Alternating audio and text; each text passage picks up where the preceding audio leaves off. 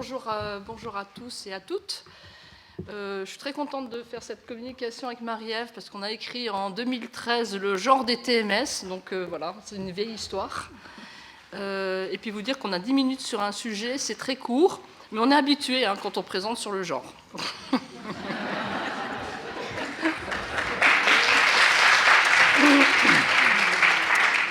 Alors donc je voudrais commencer par vous dire que la question du genre, ce n'est pas seulement une question d'égalité, comme c'est abordé en sociologie ou dans d'autres disciplines. En ergonomie, on s'interroge sur ce qu'est le travail, l'activité, pour essayer de comprendre les différences d'exposition selon les caractéristiques des hommes, des femmes, mais aussi des jeunes, des âgés, pour interroger les conditions de réalisation du travail et leur régulation, bien évidemment. Donc notre approche, c'est celle de dire que ce n'est pas qu'une question de pénibilité ou de risque pour les hommes ou les femmes ou selon l'âge. Il s'agit davantage de comprendre ce que déploient les hommes et les femmes, les jeunes et les vieux, dans leur activité, avec leur intelligence, leurs ressources, etc. Et là, on va prendre ici le cas des TMS, des troubles musculo-squelettiques. Alors, pour ce qui concerne les demandes, on n'a pas de demande directe sur le genre, alors qu'on peut avoir des demandes sur le vieillissement en lien avec la santé, notamment sur des questions sociales ou la retraite. Ce qui est important pour âge et genre, c'est de pouvoir améliorer pas seulement la prévention, mais la conception de la prévention, la manière dont on va faire la prévention, en prenant en compte l'importance de la diversité dans nos interventions. Ce qui implique deux choses.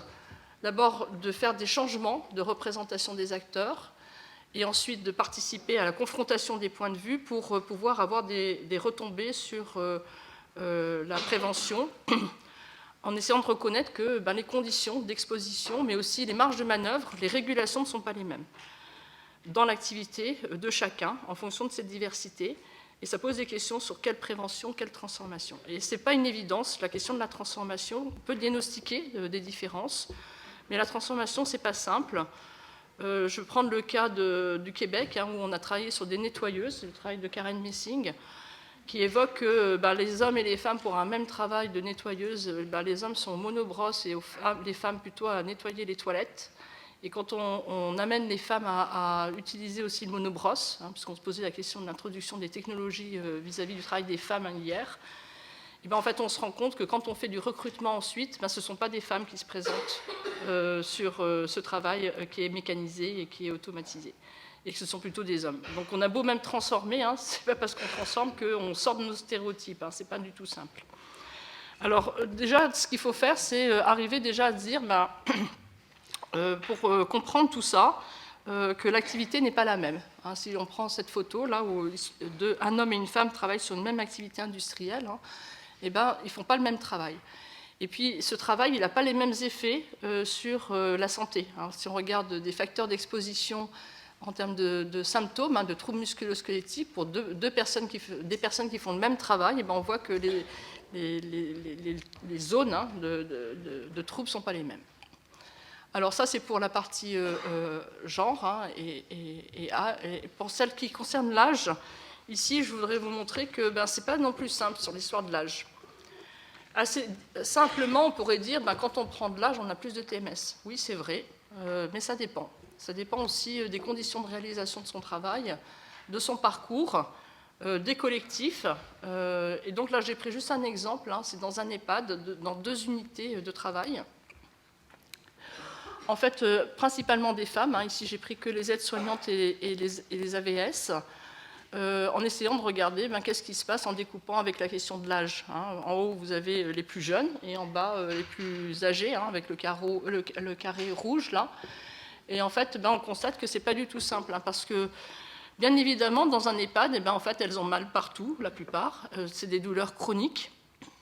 Si on est jeune, on peut avoir un peu de douleurs un peu plus localisées. Mais ceci dit, quand on regarde les zones en matière d'intensité d'effort, selon les localisations, en fait, on peut avoir plusieurs localisations, quel que soit son âge. Mais ça peut être aussi des choses en lien avec l'ancienneté. Si je prends par exemple S6, qui a 36 ans, 1 an d'ancienneté, elle a 6 zones d'atteinte. Et puis S18, qui a 52 ans, 30 ans d'ancienneté, elle a la 0 zone d'atteinte sur l'intensité. Donc, elle a appris à tenir. Hein. Donc, ces questions de l'âge, il a toujours à croiser avec les questions d'expérience et de l'ancienneté. Et effectivement, avec l'âge et l'expérience, on développe des stratégies pour lutter contre la douleur, hein, comme par exemple mettre le matelas par terre pour une personne Alzheimer pour éviter qu'elle tombe et puis arriver plus facilement à la gérer, mais avec les difficultés que cela renvoie hein, aussi à la manutention et puis au regard des familles hein, sur la manière dont on va faire. Alors l'expérience, elle joue sur l'utilisation du matériel, la gestion aussi du collectif, la manière de s'aider, s'entraider, et puis la manière dont on est capable aussi de gérer le temps. Hein.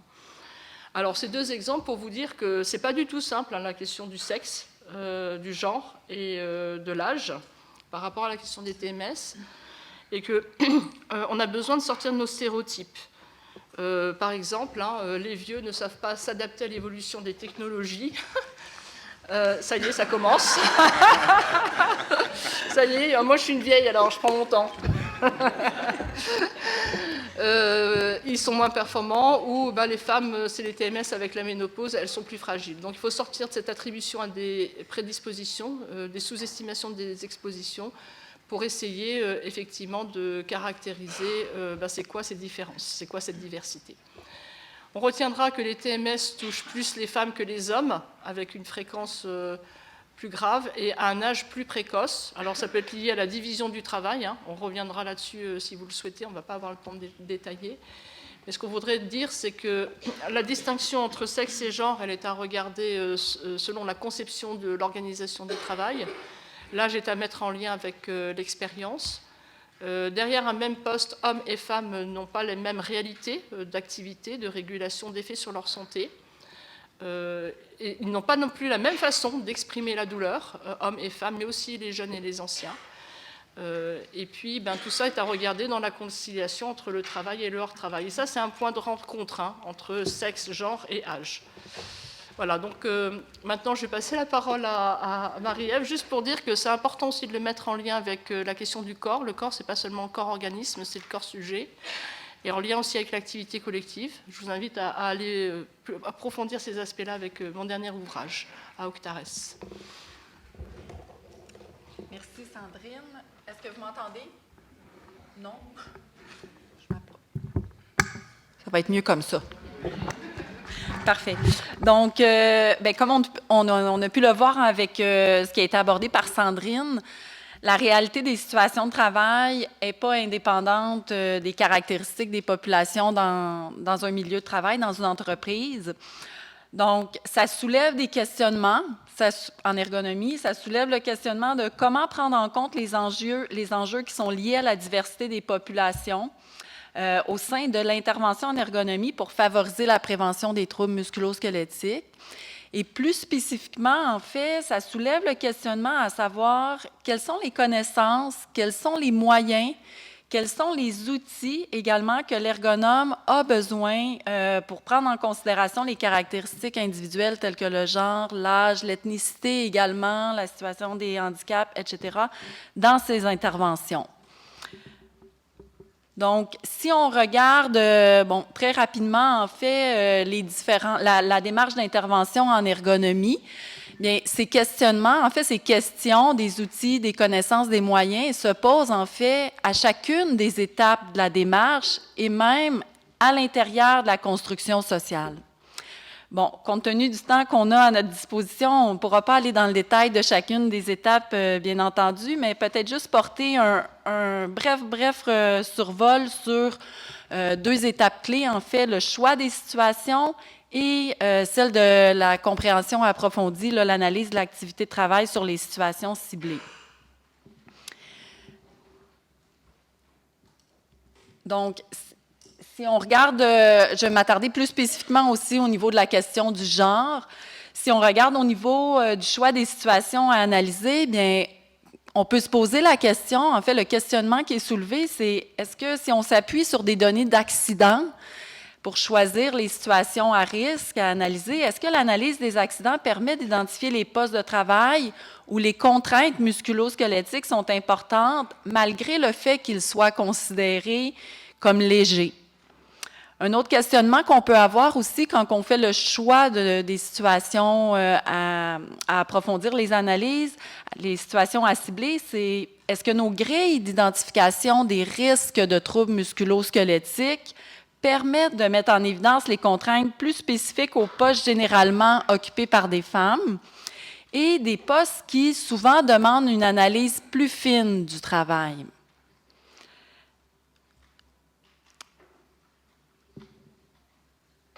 Donc, maintenant, si on regarde au niveau de l'analyse de l'activité, en fait, pour la prise en compte du genre, je me repose là, sur un modèle développé par Nicole Vizina qui a été repris par Saint-Vincent et plusieurs autres par la suite. Mais au niveau de l'analyse de l'activité, on peut se poser, une des questions à se poser quand on fait son analyse, en fait, c'est comment chacun des éléments du cadre de travail peut-il être différent selon les caractéristiques de la personne?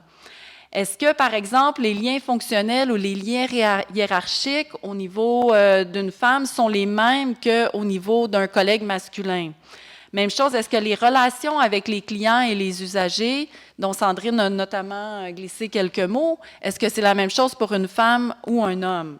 Et ça soulève en fait le questionnement à savoir aussi quelles sont les stratégies qui sont développées par les femmes pour réussir à se maintenir au travail, et sans troubles musculo-squelettiques, et quelles sont celles qui sont développées par les hommes. Donc, en fait, on s'aperçoit que la marge de manœuvre de chacune des personnes dans une situation de travail n'est pas nécessairement la même.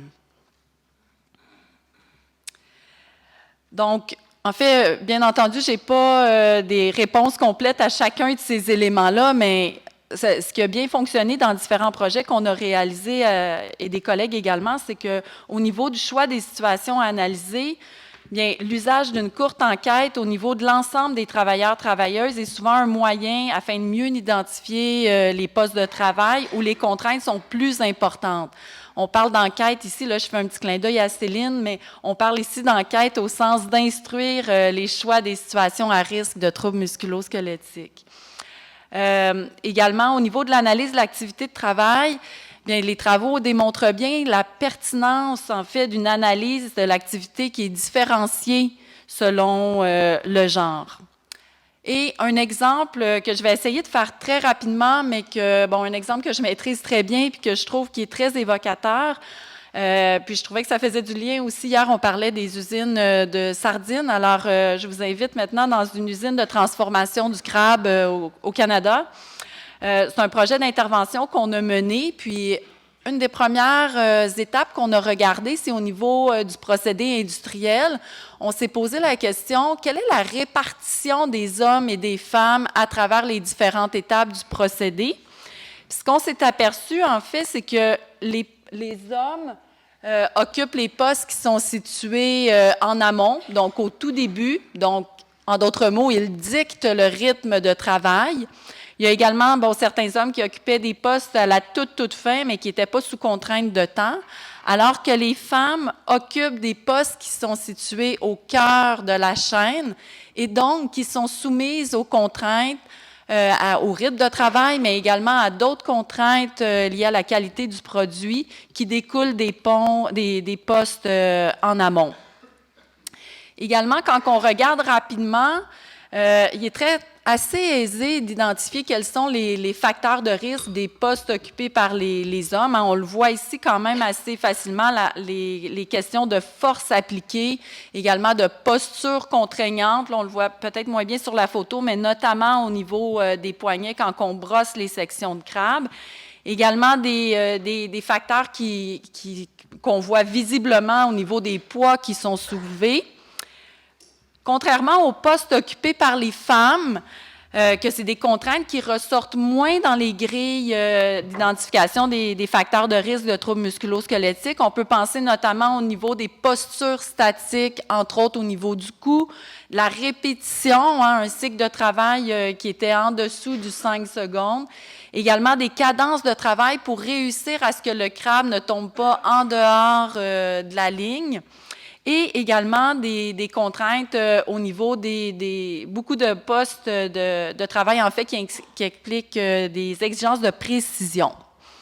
Donc, pour terminer, on accorde trop peu souvent d'importance à une prise en compte des caractéristiques des personnes. Bon, Sandrine et moi, on s'est attardés au genre et à l'âge, mais il y a également d'autres enjeux dans les milieux de travail, la question de l'ethnicité, la question également du handicap. Donc, on accorde trop peu d'importance au sein de l'intervention ergonomique pour favoriser la prévention des troubles musculo-squelettiques.